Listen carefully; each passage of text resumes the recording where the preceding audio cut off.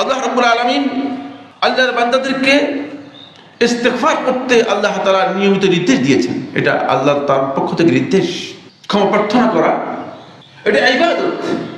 কিন্তু দেখা যাচ্ছে যে আমরা অনেকেই মনে করে থাকি যে গুনাহ করলে না ইস্তিগফার করবেন।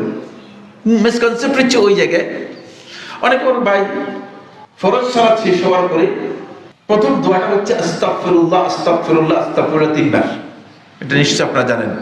তা আমি তো গুনাহ করিনি, আপনি তো আল্লাহর সন্তুষ্টির জন্য সালাত আদায় করেছেন, তাহলে আবার আপনাকে আস্তাগফিরুল্লাহ আস্তাগফিরুল্লাহ 3 বার, এটা আমরা অনেকে বুঝিনি। এটা হচ্ছে সবচেয়ে শ্রেষ্ঠ দোয়া। আল্লাহ তাআলার কাছে ক্ষমা প্রার্থনা করার দোয়া হচ্ছে অত্যন্ত গুরুত্বপূর্ণ দোয়া। ফলে আল্লাহ রাব্বুল আলামিন আপনাকে ইস্তিগফার করতে বলেছেন, ক্ষমা প্রার্থনা করে নির্দেশ দিয়েছেন, ওয়াস্তাগফিরুল্লাহ ইন্নাল্লাহা গফুরুর রহিম। তোমরা আল্লাহ তাআলার কাছে ক্ষমা চাও, আল্লাহ রাব্বুল আলামিন ক্ষমাশীল এবং দয়াময়। ইস্তিগফারের এই রুট থেকে গায়ফারা, এই যে রুট আছে, এই রুট থেকে আল্লাহ তাআলার যতগুলো নাম আছে সবগুলো নাম পাওয়া গিয়েছে।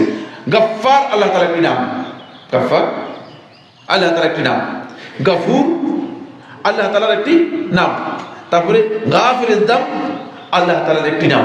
দেখেন সুবহানাল্লাহ, সবগুলো কোরআনের মধ্যে এসেছে, সবগুলো কোরআনের মধ্যে এসেছে।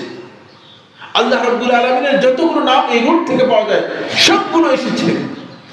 এই জন্য আল্লাহ রাব্বুল আলামিনের একটি কাজ, যেটা বান্দাকে আল্লাহ রাব্বুল আলামিন বোনাস হিসেবে দেন, যেটা বান্দাকে আল্লাহ রাব্বুল আলামিন সন্তুষ্টির মাধ্যমে দিয়ে থাকেন, সেটা হচ্ছে গফরান, ক্ষমা।